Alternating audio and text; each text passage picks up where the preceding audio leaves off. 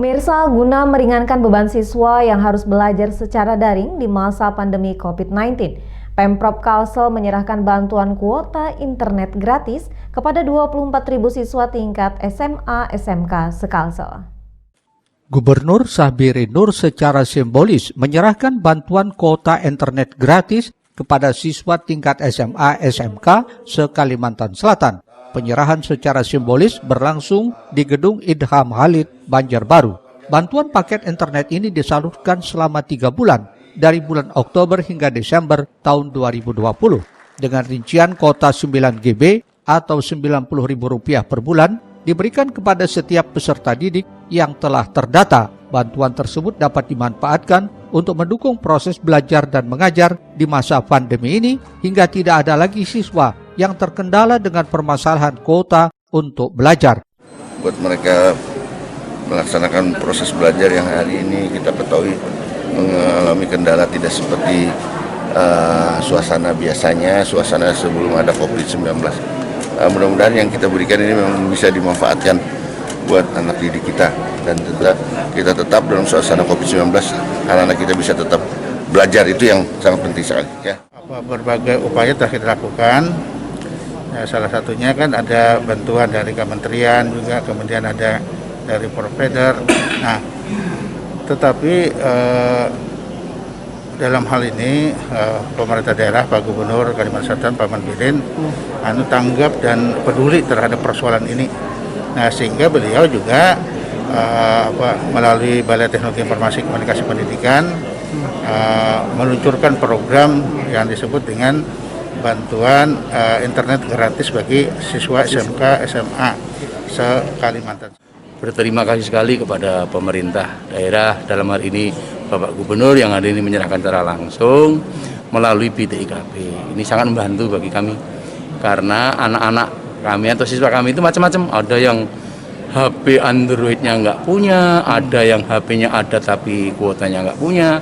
Kalau dibantu begini kan, kalau toh yang HP-nya bermasalah pasti semangat, apakah pinjam atau bagaimana, tapi akan dipakai dengan baik. Dan insya Allah pembelajaran jarak jauh atau PJJ ini akan Pemberian kuota internet gratis ini diharapkan menjadi solusi untuk terus melaksanakan pembelajaran meski belum dapat secara langsung bertatap muka dalam mencerdaskan kehidupan bangsa selama masa pandemi. Ahmad Ramadhani, Banjar TV.